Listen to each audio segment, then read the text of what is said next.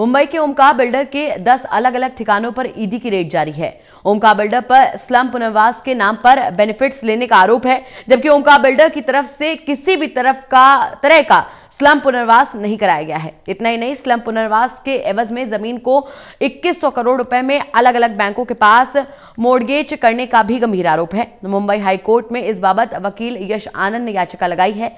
याचिकाकर्ता वकील यश आनंद से बातचीत की मेरे सहयोगी विनय सिंह ने।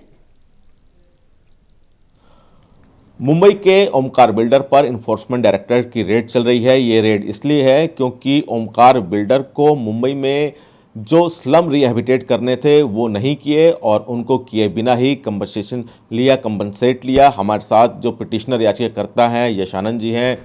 यश जी, ये एक बहुत बड़ा कह सकते हैं कि घपला है, फ्रॉड है, जिस पर इन्फोर्समेंट डायरेक्टर की रेड चल रही है। आपकी तरफ से पिटिशन गई है, आप लोगों ने लगातार ईडी में शिकायत भी की है। अगर हम सरल भाषा में जानें तो ये किस तरह का फ्रॉड है और कितने का ये फ्रॉड हो सकता है?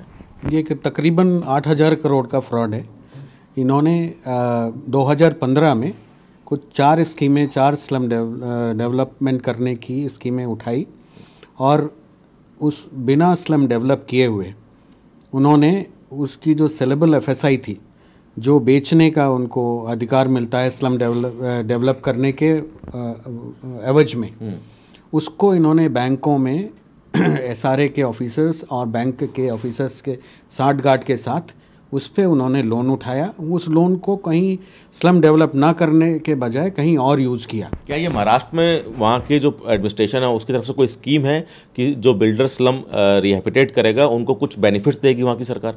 ये स्लम डेवलपमेंट एक्ट के अंदर है कि अगर आप स्लम डेवलप करते हो तो उसके एवज में आपको सेलेबल एफएसआई मिलती है, जिसको आप कहीं किसी भी आप अपने प्रीमियर प्रोजेक्ट में यूज़ कर सकते हो, उस एफएसआई को यूज़ कर सकते हो। तो इन्होंने क्या स्लम डेवलपमेंट नहीं किए, उसके बिना ही इन्होंने एफएसआई लिया?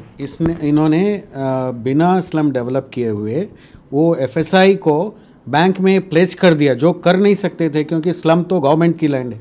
तो गवर्नमेंट की लैंड के बेसिस पे एफएसआई आप अगर प्लेज करते हो तो उसका सारा जो प्लेजिंग है वो उस प्लॉट पे आता है, स्लम के प्लॉट पे आता है। आपने स्लम डेवलप को खाली करा दिया, उनको रेंट नहीं दिया, आपने उनका जो रेगुलर आपको रेंट देना था वो नहीं दिया, आपने शिफ्टिंग चार्जेस नहीं दिए, पर आपने उनकी सेलेबल एफएसआई लेके बैंकों को मॉर्टगेज किया। बैंकों ने अंधे तरीके से बिना चेक किए हुए एसआरए ऑफिसर्स से के द्वारा इशू किए हुए परमिशन के बेसिस पे बैंकों ने उनको लोन दिया और वो लोन ये भी चेक नहीं किया कि वो लोन जो दिया गया है वो स्लम रिहैबिलिटेशन के लिए यूज़ हो रहा है या किसी और चीज़ के लिए यूज़ हो रहा है। एफएसआई का आप कह रहे हैं कि इन्होंने बैंक लोन लिया, कितने बैंक होंगे, कितना लोन होगा, क्या ये पूरी तरह से एक फ्रॉड की श्रेणी में आएगा? ये करीब इनका 8000 जो एलएलपी है जिसमें एक वडाला प्रोजेक्ट है उसमें 2100 करोड़ का, आज भी मिनिस्ट्री ऑफ कॉर्पोरेट अफेयर के वेबसाइट में जाएंगे तो उनके लोन जो जिंदा लोन हैं वो 2100 करोड़ के हैं और पार्टनर्स पे इनके लोन हैं करीब 4-4 हज़ार करोड़ के हैं। तो ये टोटल करीब इन्होंने बैंक के मिली भगत, जिसमें मेजर जो चंक है वो यस बैंक का है।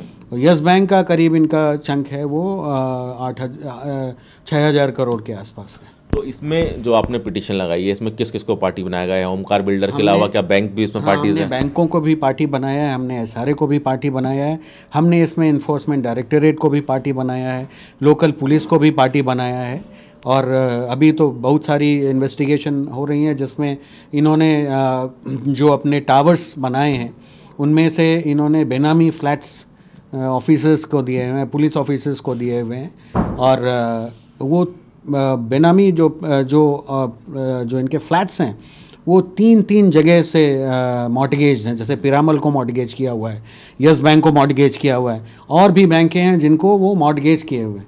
तो सारा ये फर्जीवाड़ा चल रहा था और 2016 से हम हर फोरम में इनके खिलाफ गए, हमने आवाज़ उठाई, पर अब जाके ईडी ने जो कार्रवाई करी इन पे।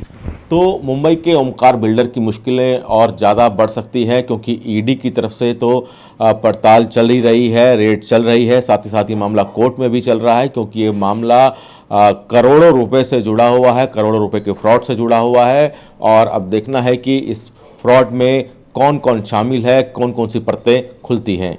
कैमरामैन मुकेश के साथ विनय सिंह, टोटल न्यूज़, दिल्ली।